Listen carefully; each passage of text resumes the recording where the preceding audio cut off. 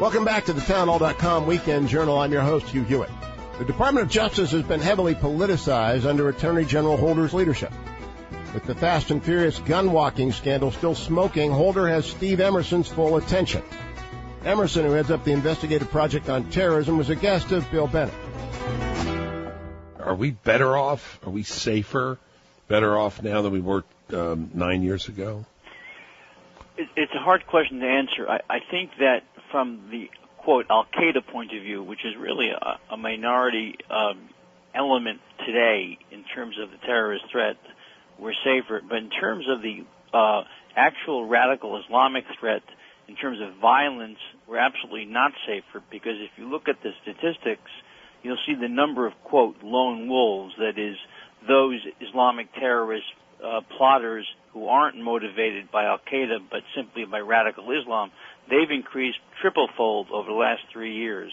Number two, the other aspect, which is what I discuss in the film The Grand Deception, the infiltration and the stealth jihad, the efforts to change our system by curtailing freedom of speech, by stopping, and this is what Eric Holder has done, and I haven't really discussed it publicly, he has literally quashed indictments of terrorist financiers because he doesn't want to alienate the Muslim community.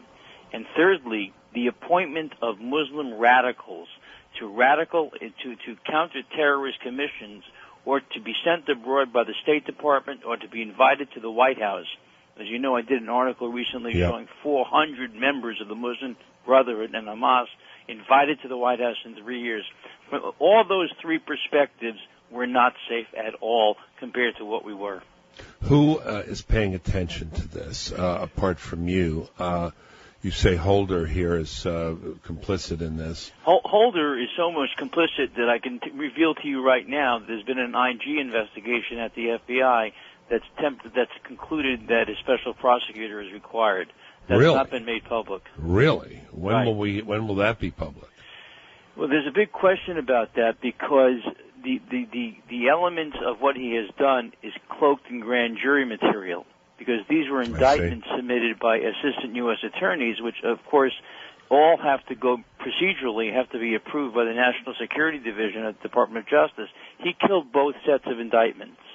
One of them was a 110-count indictment against a series of terrorist financiers in Northern Virginia that took 10 years of IRS agents, DHS agents, FBI agents, and U.S. attorneys to unravel. And that 110-count indictment was killed in 2010, specifically for political reasons, and deemed illegal by the IG. So this is, as you just closed the sentence, the paragraph, for political reasons, because you don't want to see, Bill, that's only one part of it. I mean, and that's the part that the public doesn't see. When you can't talk about radical Islam because you're accused of being Islamophobia, the manifestations are not just me and you who are accused of being Islamophobes. It happens to have real-life consequences when Major Nidal Hassan kills 13 people, and the reason he got away with it was because his 9 supervisors refused to report him because they were afraid of being called racist. No, absolutely. Just passed right along. People were appalled, but no one would speak out. No, it's a Kitty Genovese lesson there. Right. Is there let's go to the end of the game here, and then you can fill in some blanks. Is there a committee, a leader, a senator, a congressman, a group who's thoughtful, paying attention? I mean, Michelle Bachmann tried. I got to tell you, I'll be in all honesty. I think her target was not the right one. There are so many others who are members of the Muslim Brotherhood. In fact, an Egyptian newspaper, Rose Al Yusuf, just last week printed a major front-page expose of the Muslim Brotherhood advisors to Obama in the White House. That's an Egyptian newspaper.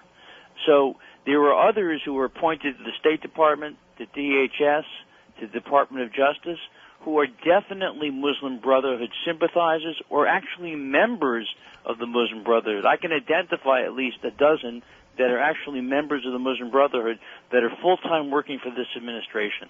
What do we do, Steve?